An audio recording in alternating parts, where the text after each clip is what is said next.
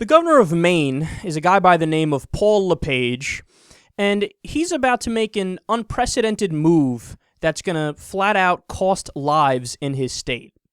He opposes a bill that increases access to a treatment called naloxone.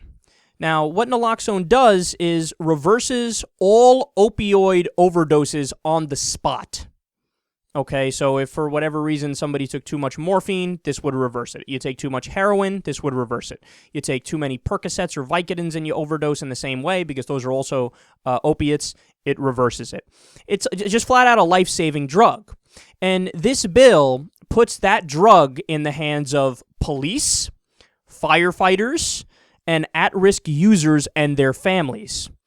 So in 2010, police and firefighters in Quincy, Massachusetts started carrying naloxone as part of their standard equipment, and they were able to reverse, this is amazing, 188 overdoses. They saved 188 lives in 2010.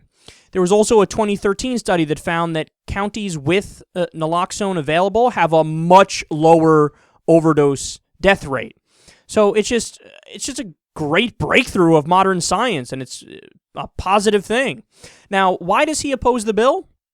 He says, quote, "It would make it easier for those with substance abuse problems to push themselves to the edge or beyond. It provides a false sense of security that abusers are somehow safe from overdose if they have a prescription nearby." Now, that's actually an empirical claim, and it's testable. And if he bothered to do research, he would have discovered that they did studies on this and determined that having the increased availability to I always pronounce this wrong, naloxone, doesn't cause users to use more, it actually causes them to use less. Now, why is it that it causes them to use less? This is really interesting. Because if you use it, it actually takes you from having an overdose, and then it takes you back down to just having an opiate high, and then it takes you down to being sober, and then it takes you down to going into withdrawals all very quickly within a very short period of time. So anybody who takes it, it's guaranteed, okay, it'll save your life, but then, minutes later, you'll be in excruciating pain because you'll be going through withdrawals. So the withdrawals are a disincentive enough not to use it again. And again, the studies have shown that.